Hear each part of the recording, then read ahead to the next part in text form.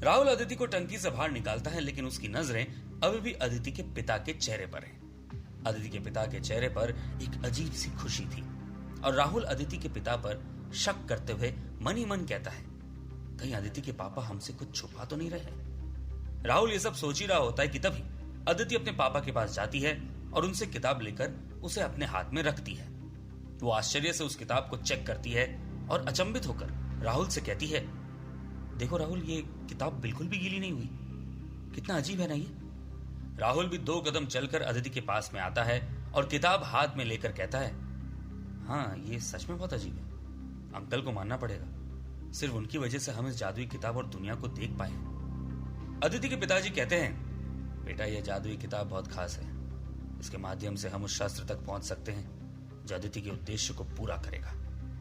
Aditi confuse स्वर में पूछती है, पर पापा सच कहूं तो मुझे अभी भी नहीं समझ आया कि ये किताब कैसे मुझे उस शस्त्र तक पहुंचाएगी और वो शस्त्र असल में है क्या। और सबसे बड़ा सवाल जो मेरे दिल में है वो ये है कि ऐसा कैसे हो सकता है कि हम रॉकी और उसके गैंग के लड़कों को मारेंगे और किसी को हम पर शक भी नहीं होगा। अदिति के पिताजी कहते हैं, देखो बेटा, तुम्हारे हर सवाल का जवाब इस किताब में है। चलो जल्दी चलो, सूर्योदय होने से पूर्व हमें इस किताब को अपने घर में एक सही जगह पर स्थापित करना होगा। ये कहते हुए अदिति के पिता किताब के साथ छत से नीचे की तरफ निकलने लगते हैं। अदिति भी उनके पीछे जाने लगती है। तभी उसका ध्यान राहुल के चेहरे पर जाता है जो कुछ सोच रहा है। अदिति राहुल को हिलाते हुए पूछती है, राहुल क्या हुआ, तुम कुछ सोच रहे हो? राहुल बात को टालते हुए कहता है, नहीं कुछ नहीं, कभी और बात करेंगे इस बारे में, चलो नीचे चलते हैं। यह कहकर राहुल भी अदिति के साथ नीचे की ओर निकल जाता है। जहां एक और अदिति और राहुल अपने बदले को पूरा करने की कोशिश में थे, वहीं दूसरी ओर रॉकी आराम से अपने कमरे में सोया हुआ था। तभी उसके फोन की घंटी बजती है। वो फोन देखता है तो उस पर सुहास का फोन आया है। वो गुस्से में फोन उठाता है और कहता है, अबे सुहास, तू पागल है क्या?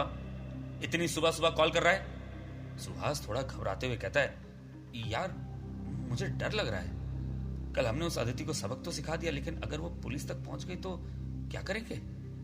रॉकी सुहास से कहता है, फालतू दिमाग मत खराब कर सुबह सुबह। उसका वीडियो है ना हमारे पास।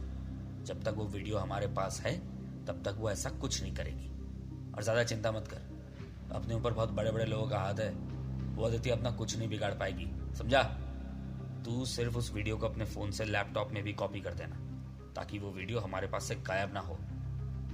जहां एक और रॉकी बहुत कॉन्फिडेंट है कि अदिति उसका कुछ नहीं बिगाड़ पाएगी, वहीं दूसरी ओर अदिति अपने कमरे में लेटी हुई है। उसका चेहरा थोड़ा मुरझाया हुआ है और उसकी आंखों के सामने से वो खंडर वाला दृश्य जाने का नाम ही नहीं लेता। उसकी आंख से एक आंसू आता है और वो खुद को संभालने की कोशिश करती है। तभी उसके फोन पर राहुल का कॉल आता है। अदिति तुरंत फोन उठाती है और अदिति के फोन उठाते ही राहुल कहता है, सुनो, अब रोना बंद करो प्लीज।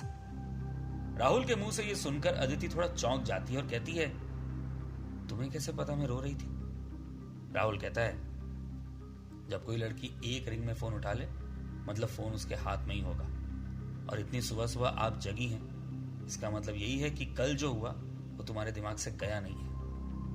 अदिति कहती है, हाँ राहुल, अच्छा हो तुमने कॉल किया, मुझे अच्छा लग रहा है अब। राहुल अदिति को थोड़ा इमोशनल अंदाज में कहता है, एक्चुअली सुबह जब तुम्हारे पिता के कमरे में बुक रखी थी उसके बाद तुम्हें छोड़कर जाने का मन ही नहीं था मेरा, लेकिन तुम्हारे पापा के एक्सप्रेशंस देखकर मुझे ऐसा लगा कि वो मुझे धक्का देकर घर से निकाल दे, उससे पहले मुझे खुद ही चले जाना चाहिए। यह सुनकर अदिति थोड़ा मुस्कुराते हुए बोली, ओह हेलो, मेरे पापा बहुत अच्छे हैं, वो ऐसा कभी नहीं करते हैं। राहुल भी इसका जवाब मजाकिया अंदाज में देता है, मैडम तुम्हारे पापा ऐसा नहीं कहते कि बेटा अब चले जाओ घर से।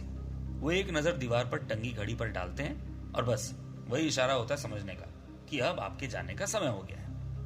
अदिति ये सब बातें सुनकर थोड़ा नॉर्मल हो जाती है और तभी राहुल के दरवाजे पर कोई नॉक करता है।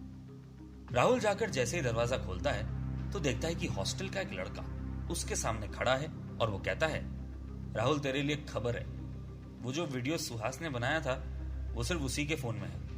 अभी तक वो वीडियो ना उसने किसी को भेजा है और ना ही कॉपी किया है, और फिलहाल वो फोन चार्जिंग पर लगाकर सिगरेट भी नहीं लिया। हमारे पास यही अपॉर्चुनिटी है उसके फोन से जाकर वो वीडियो डिलीट करने के लिए।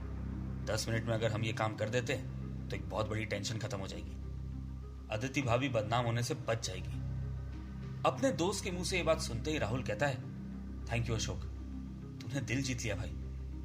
उसका रूममेट होकर तू मेरे लिए इतनी बड़ी रिस्क लेने के लिए तैयार हो गया। चल अभी करते हैं इस काम को। ये कहते हुए राहुल और अशोक सुहास के कमरे की तरफ निकलते हैं। राहुल और उसका दोस्त दोनों राहुल के कमरे से निकलते हुए सीधे सुहास के कमरे की तरफ जाते हैं। सुहास के कमरे में घुसते ही राहुल सीधे सुहास के फोन के पास पहुंचता है और अशोक वहीं कमरे के दरवाजे पर खड़ा हो जाता है।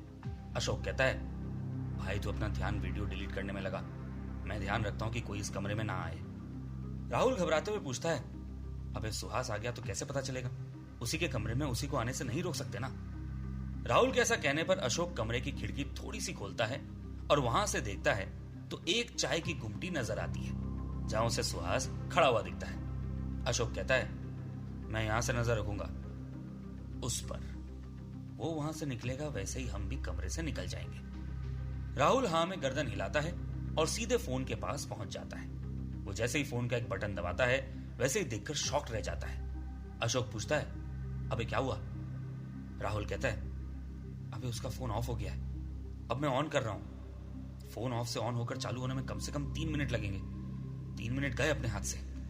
यह सुनकर अशोक कहता है, अबे यार चल कोई बात नहीं, तू करते रहे, मेरा ध्यान है उस पर। अशोक देखता है कि नीचे सुहास के साथ गुमटी पर कोई और भी आकर खड़ा हो गया है और वो खुश होकर कहता है, अबे लगता है कोई और आ गया है वहां सुहास के पास, हमें शायद थोड़ा ज्यादा समय मिल जाए। 2 मिनट निकल चुके हैं और सुहास का फोन ऑन होने लगता है। जैसे ही उसका फोन ऑन होता है वैसे ही सामने लिखा आता है, पासवर्ड नीडेड। ये पढ़ते ही राहुल थोड़ा घबरा जाता है। वो कहता है, अबे अशोक सुन, यहां इसके फोन में पासवर्ड चाहिए, बता भाई अब क्या करूं? अशोक कहता है, अबे मैं कोई उसकी गर्लफ्रेंड थोड़ी हूं जो उसका पासवर्ड पता होगा मुझे, मैं उसका रूममेट हूं, तूने तो मुझे उसका सोलमेट ही समझ लिया बे। राहुल और अशोक के हाथों से 5 मिनट निकल चुके हैं और राहुल को समझ नहीं आ रहा है कि अब क्या किया जाए। तभी अशोक उससे कहता है, अबे कुछ भी डालकर देख, 3 बार तक डाल सकता है तू। अशोक की बात सुनते ही राहुल कहता है, ज्यादातर लोग पासवर्ड 1 2 3 4 रखते हैं, वही डालकर देखता हूं। राहुल जैसे ही 1 2 3 4 पासवर्ड टाइप करता है, स्क्रीन पर लिखा आता है, wrong password, 2 more attempts left। ये पढ़ते ही राहुल थोड़ा और घबरा जाता है और वो अशोक से कहता है, अबे मुझे डर लग रहा है यार, पहला पासवर्ड गलत हो गया है। अशोक उससे कहता है, अबे तेरा दिमाग कमजोर है राहुल, एक काम कर, मेरे जैसे जीनियस के दिमाग से चल, उसका बर्थडे डाल 2902, बोले तो 29 फेब। राहुल जल्दी ही 2902 टाइप करता है लेकिन स्क्रीन पर फिर लिखा आता है, wrong password, 1 more attempt left। Rahul घबराते हुए कहता है, अबे जीनियस की औलाद, तेरा बताया पासवर्ड भी गलत हो गया है। अशोक कहता है, अबे मुझे लग रहा है हमारा ये मिशन फेल हो गया है। राहुल अशोक से पूछता है, क्या बात कर रहा है, एक अटेम्प्ट बचा है अभी। लेकिन अशोक निराश स्वर में कहता है, अबे वो देख, सुहास पैसे देकर निकल रहा है वहां से, हमें भी निकलना चाहिए। राहुल भी ये सुनकर निराश हो जाता है लेकिन वो कहता है, नहीं भाई, अभी एक अटेम्प्ट है और उसे आने में कम से कम 3 मिनट लगेंगे, एक बार फिर कोशिश करते हैं। अशोक राहुल की तरफ घबराते हुए देखता है और कहता है, चल ठीक है जल्दी कर, लेकिन याद रहे तुझे तो इस कमरे से निकलना होगा उस सुहास के आने से पहले, अदरवाइज वो समझ जाएगा कि वीडियो तूने ही डिलीट किया है। राहुल हाँ में गर्दन हिलाता है और पासवर्ड डालने के लिए उंगली बढ़ाता है लेकिन तभी उसे ख्याल आता है और वो अशोक से पूछता है, अबे एक बात बता, इस सुहास की कोई गर्लफ्रेंड है क्या? ये सुनते ही अशोक एक नॉन स्टॉप गाड़ी की तरफ बोलना शुरू करता है, हाँ भाई उसकी एक गर्लफ्रेंड थी और वो उससे बहुत प्यार करता था लेकिन उन दोनों का ब्रेकअप हो गया है। हालांकि सुहास उसको कभी नहीं भूल पाया, जब भी दारू पीता है साथ में बैठकर उस लड़की के बारे में बात जरूर करता है। राहुल गुस्से में अशोक से कहता है, अबे अब तू पूरी कहानी मत सुना, बेवकूफ आदमी, मुझे 4 नंबर चाहिए और तू मुझे 4000 शब्दों की कहानी सुनाने बैठ गया यहाँ, वो भी तब जब बैंड बजी पड़ी है। अशोक तुरंत कहता है, अभी तो क्या करूं, साफ साफ बोलना। राहुल अपने सर पर हाथ घुमाते हुए सोचने लगता है। तभी सामने से अशोक कहता है, अबे सर खुजाने का काम 2 मिनट बाद में कर लेना, पहले सोच ले। राहुल कहता है, अबे सर नहीं खुजा रहा हूं, सोच ही रहा हूं। अच्छा सुन, इसका पासवर्ड या तो उस लड़की का बर्थ डेट होगा या इन दोनों का ब्रेकअप डेट, जल्दी बता, वही डालकर देखते हैं। अशोक कहता है, भाई ब्रेकअप डेट तो पता नहीं लेकिन बर्थ डेट पता है 2 नवंबर, बोले तो 0211। राहुल वो नंबर डालने ही लगता है, तभी अशोक घबराते हुए कहता है, अभी कभी ब्रेकअप डेट निकला तो क्या होगा? राहुल इरिटेट होकर कहता है, गधे, जब तुझे ब्रेकअप डेट पता ही नहीं है तो क्या कर लेंगे हम? कम से कम बर्थ डेट डालकर देखने तो दे। ये कहते हुए राहुल 0211 पासवर्ड डालने लगता है। जहां एक और राहुल और अशोक इतनी बड़ी रिस्क लेकर सुहास के फोन से वीडियो डिलीट करने की कोशिश में लगे थे, वहीं दूसरी ओर सुहास हॉस्टल के मेन गेट से हॉस्टल कैंपस में कदम रखता है। 2 बार गलत पासवर्ड डालने के कारण राहुल बहुत बुरी तरह से डरा हुआ है। अशोक उससे कहता है, अबे डालना, सुहास की गर्लफ्रेंड का बर्थ डेट यही है, 0211। राहुल नंबर डालता है और नंबर डालने के बाद फोन पर 1 सेकंड के लिए कुछ भी एक्शन नहीं होती, जिसे देखकर अशोक घबराते हुए पूछता है, अबे कुछ गलत तो नहीं हो गया? उसकी ब्रेकअप डेट तो नहीं थी पासवर्ड? अशोक के ये कहते ही राहुल उसकी तरफ देखता है और कहता है, अबे पहले ही डरा हुआ हूं, तू और मत डरा। लेकिन तभी फोन में से एक आवाज आती है और अशोक और राहुल देखकर बहुत खुश हो जाते हैं कि सुहास का फोन खुल गया है। अशोक तुरंत कहता है, इसका मतलब ये है कि सुहास अब भी उसकी गर्लफ्रेंड स्वाति को भूला नहीं है। राहुल कहता है, अब तू जा, दरवाजे पर नजर रख, कहीं सुहास ना आ जाए। अशोक दरवाजे पर जाकर खड़ा हो जाता है और बाहर की तरफ देखने लगता है। तभी राहुल फोन की गैलरी में जाता है और वीडियो ढूंढने लगता है। अशोक उससे कहता है, अभी कितना टाइम लगेगा, जल्दी कर। राहुल जल्दी जल्दी स्क्रॉल करता है, लेकिन उसे कहीं वीडियो नजर नहीं आता। तभी उसका ध्यान एक वीडियो पर जाता है और वो उसे जैसे ही खोलता है, वो देखता है कि कैसे रॉकी अदिति को धमकी दे रहा था कपड़े बदलकर आने के लिए। उसका चेहरा गुस्से से लाल हो जाता है। अशोक उसे दूर से कहता है, भाई प्लीज इमोशनल मत हो, पहले वो वीडियो डिलीट कर वहां से। देखो वीडियो देखने को किसने बोला था? जल्दी डिलीट कर, मुझे ऐसा लग रहा है जैसे मैं टाइम बम पर खड़ा हूं। जहां एक और राहुल और अशोक सुहास के फोन पर से वीडियो डिलीट करने की कोशिश में लगे थे, वहीं दूसरी ओर इन सारी बातों से अनजान सुहास सीढ़ियों से चढ़ता हुआ फर्स्ट फ्लोर पर पहुंच रहा है। उसे एक जूनियर गुड मॉर्निंग कहता है, ज्यादा रिस्पेक्ट है सीनियर की तो बेटा रूम चेंज कर ले, रोज ये 2 फ्लोर चढ़ चढ़ के मैं परेशान हो जाता हूं। वो जूनियर बेचारा कहता है, सर प्लीज मुझे जाने दीजिए। सुहास उसे छोड़कर 2nd फ्लोर पर चढ़ता है, जहां उसके कमरे में इतना बड़ा खेल चल रहा था। राहुल फटाफट ऑप्शंस में जाकर वीडियो डिलीट कर देता है और वापस फोन रख देता है। वो जैसे ही मुड़ता है तो अशोक कहता है, अबे मेरे कंप्यूटर में जैसे रिसाइकल बिन होता है वैसे फोन में भी एक जगह होती है जहां फोटो और वीडियो डिलीट होने के बाद भी पड़े रहते हैं, वहां से भी डिलीट कर। राहुल तुरंत फोन उठाता है, वापस से पासवर्ड डालता है और उसमें से एक डिलीटेड वाला फोल्डर में से भी वीडियो डिलीट करने लगता है। लेकिन तभी उसे अशोक की आवाज आती है, भाई अपने साथ तो गेम हो गया, वो देख सुहास आ रहा है इधर की तरफ। राहुल और अशोक दोनों के चेहरे पर डर मंडराने लगता है कि अब क्या करें, लेकिन वो अब कुछ नहीं कर सकते। अशोक घबराते हुए कहता है, भाई एक ही रास्ता है इस कमरे से जाने का और उसी रास्ते से वो सुहास आ रहा है। राहुल के चेहरे पर भी डर के भाव हैं और उसे कुछ समझ नहीं आता है कि क्या किया जाए। जहां एक और राहुल और अशोक पकड़े जाने की कगार पर थे, वहीं दूसरी ओर अदिति इस बात से अनजान थी। वो अपने बिस्तर से उठकर सीधे नीचे की तरफ जाती है। वहां वो देखती है कि उसके पिताजी उस किताब में कुछ पढ़ रहे हैं।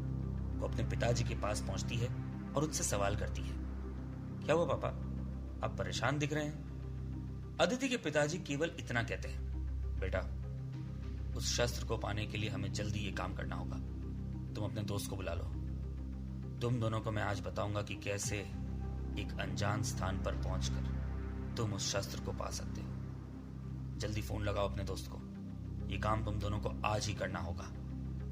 ये सुनते ही अदिति अपने कमरे की तरफ निकलती है और अपना फोन ढूंढने लगती है। जहां एक और अदिति अपने कमरे में अपना फोन ढूंढ रही है, वहीं दूसरी ओर हॉस्टल में सुहास अपने कमरे की तरफ बढ़ रहा है। राहुल और अशोक दोनों के चेहरे पर टेंशन साफ दिख रहा है। सुहास चलते हुए अपने कमरे तक पहुंचता है और दरवाजा नॉक करता है। अशोक जाकर दरवाजा खोलता है। ऐसा लगता है जैसे आज राहुल पकड़ा जाएगा, लेकिन तभी अशोक कहता है, अरे भाई सुबह 6 बजे कहां घूम आए तुम? अशोक के मुंह से ये सुनते ही सुहास थोड़े गुस्से में कहता है, अबे पागल पागल हो गया क्या तुम? सुबह के 10 बज चुके हैं, 6 कहां बज रहे हैं? नींद से बाहर आओ। अशोक ओवर एक्टिंग करते हुए कहता है, अरे भाई क्या बताएं तुम्हें, आजकल इतने सुंदर सपने आते हैं कि बस उठने का मन ही नहीं करता।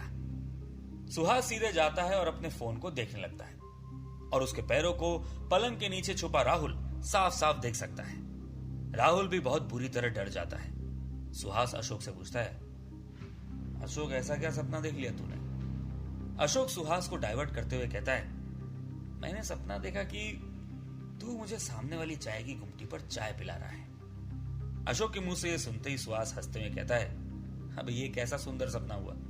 मुझे लगा कोई लड़की आई होगी तुम्हारे सपनों में, इसलिए सुंदर सपना कह रहे हो। अशोक बातें बनाते हुए कहता है, अरे भाई लड़कियां कहां हमारी जिंदगी में है, हम तो चाय पीकर ही खुश हो लेते हैं। सुहास कहता है, अबे चल ये सपना तो तेरा मैं अभी पूरा कर देता हूं, चल अभी तुझे चाय पिला देता हूं।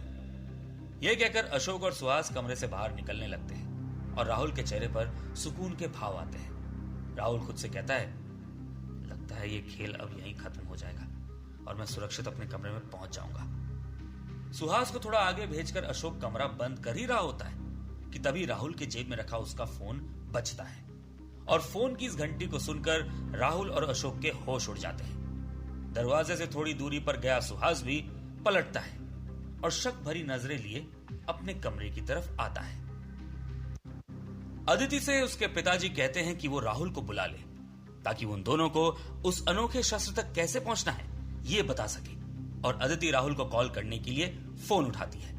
दूसरी ओर हॉस्टल में राहुल सुहास के फोन में से अदिति का वीडियो डिलीट कर चुका है और वो सुहास से बचने के लिए बेड के नीचे छुप जाता है। अशोक चाय के बहाने से सुहास को कमरे से बाहर ले जाता है और राहुल को ऐसा लगता है जैसे वो बच गया है, लेकिन तभी राहुल का फोन बजता है और फोन की आवाज सुनकर अशोक और राहुल चौंक जाते हैं। फोन की आवाज सुनकर कमरे से थोड़ा दूर निकल गया सुहास भी कमरे की ओर पलटकर आता है।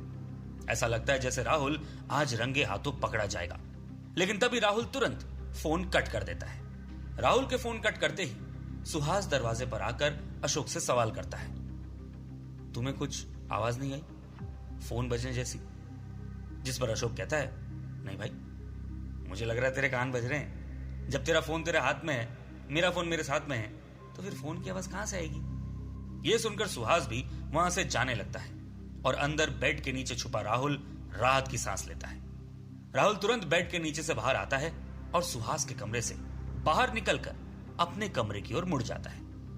राहुल अपने कमरे में पहुंचकर सबसे पहले अदिति को फोन लगाता है और कहता है, बोलो अदिति।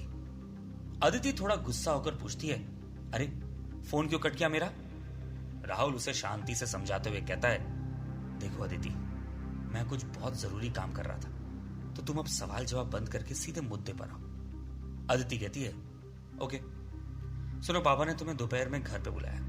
वो आज हमें उस अनोखे शस्त्र के बारे में बताएंगे और हमें किसी भी हालत में शाम तक उस शस्त्र तक पहुंचना होगा। अदिति के ये कहते ही राहुल उससे कहता है, ठीक है, मैं पहुंच जाऊंगा, डोंट वरी। जहां एक और राहुल और अदिति उस किताब के माध्यम से उस अनोखे शस्त्र तक पहुंचने की बात कर रहे थे, वहीं दूसरी ओर रॉकी एक आदमी के साथ बैठा हुआ एक स्विमिंग पूल के पास। रॉकी उस आदमी को कुछ पैसे देता है और वहां से निकल जाता है। दोपहर का वक्त होता है और अदिति के घर की बेल बजती है। वो जैसे ही दरवाजा खोलती है, उसके सामने राहुल खड़ा है। अदिति उसे एक स्माइल देती है और राहुल घर के अंदर कदम रखता है। वो जाकर अदिति के पिता को नमस्ते करता है और अदिति के पिता कहते हैं, तुम दोनों जल्दी से यहां आ जाओ। अदिति और राहुल दोनों आते हैं और अदिति के पिता की बात को ध्यान से सुनने लगते हैं। तभी अदिति के पिता सामने रखी उस किताब का पहला पन्ना खोलते हैं। अदिति और राहुल घूर कर देखने लगते हैं कि वहां क्या लिखा है। पिताजी सामने लिखे शब्दों को पढ़ना शुरू करते हैं। जादुई किताब, ये एक ऐसी किताब है जो मनुष्य को कुछ भी लाकर दे सकती है, लेकिन दो ऐसी चीजें हैं जो मनुष्य हमेशा से चाहता है। एक तो वो ऐसा हथियार चाहता है जिससे वो किसी को भी खत्म कर सके, और दूसरा वो खुद को अमर करना चाहता है। लेकिन ये दोनों ही कार्य करने के लिए इस पुस्तक को अंत तक पढ़ना होगा। ये सुनते ही अदिति और राहुल के चेहरे का रंग बदल जाता है।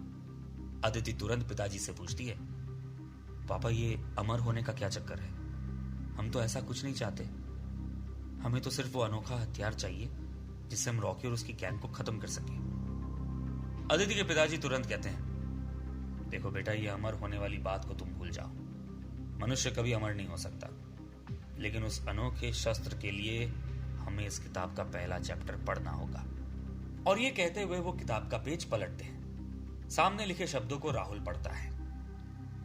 अनोखा शस्त्र, जब आसमान काला होगा, रोशनी से विहीन होगा, सूरज भी अस्त होगा, तब उस विशेष पेड़ से कुछ पत्ते गिरेंगे।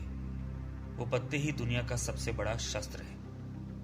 ये पढ़कर अदिति सवाल करती है, पापा ये पत्ते कैसे शस्त्र हो सकते हैं? अदिति के पिता आगे का भाग पढ़ना शुरू करते हैं। दुनिया के हर जंगल में एक ऐसा पेड़ होता है जो अद्भुत होता है, पर फर्क सिर्फ इतना है कि हर इंसान उस पेड़ को नहीं देख सकता। उस पेड़ के पत्तों को पहले तो उस स्थान से लाना बहुत मुश्किल है, लेकिन अगर ले आए तो किसी को भी मारना मुमकिन है। बस तुम्हें उस इंसान के रक्त की कुछ बूंदें इस पत्ते पर डालनी होगी। कुछ ही पल में उस इंसान की मृत्यु हो जाएगी। ये सुनकर राहुल और अदिति के पैरों तले जमीन खिसक जाती है और वो दोनों एक दूसरे को घूर कर देखने लगते हैं। तभी पिताजी कहते हैं, अब तुम दोनों पहली लाइन फिर से पढ़ो। राहुल पहली लाइन फिर से पढ़ता है। जब आसमान काला होगा, रोशनी से विहीन होगा, सूरज भी अस्त होगा। अदिति तुरंत कहती है, सूरज भी अस्त होगा मतलब शाम के वक्त लाना होगा हमें वो पत्ता। अदिति के ये कहते ही राहुल भी तुरंत कहता है और पहली लाइन कह रही है कि जब आसमान काला होगा, रोशनी से विहीन होगा। अदिति, आसमान रोशनी से विहीन रात के वक्त केवल तब होता है जब आसमान में चंद्रमा नहीं होता, और इस दिन को अमावस्या कहते हैं। राहुल के मुंह से यह सुनते ही अदिति के पिताजी कहते हैं, बिल्कुल ठीक कहा तुम दोनों ने, लेकिन क्या तुम ये जानते हो कि आज अमावस्या का दिन है? पिताजी के मुंह से यह बात सुनते ही अदिति इंटरनेट पर देखती है और तुरंत कहती है, हाँ पापा, आज अमावस्या है। राहुल अमावस्या की बात सुनकर कहता है, अंकल 3 बज चुके हैं और दूर दूर तक यहां कोई जंगल नहीं है। अगर जंगल में हमें पहुंचना है तो हमें यहां से पहुंचने में ही 2 घंटे लगेंगे। राहुल के ये कहते ही अंकल तुरंत कहते हैं, ऐसा है तो तुम्हें जल्दी ही निकलना होगा। अभी निकलो तुम लोग। बस इतना याद रहे कि उस पेड़ के पत्तों पर और शस्त्र की शक्ति पर केवल अदिति का हक है, क्योंकि इस किताब को अदिति ने अपने हाथों की छाप से पाया है। राहुल, तुम्हें केवल उसका रक्षण करना है। याद रहे राहुल, उन पत्तों को पाना आसान काम नहीं है। इस प्रक्रिया में अदिति की जान भी जा सकती है। यह सुनते ही अदिति और राहुल दोनों स्तब्ध रह जाते हैं। अंकल से यह बात सुनकर राहुल हां में गर्दन हिलाता है और अदिति को लेकर तुरंत घर से बाहर निकलने लगता है।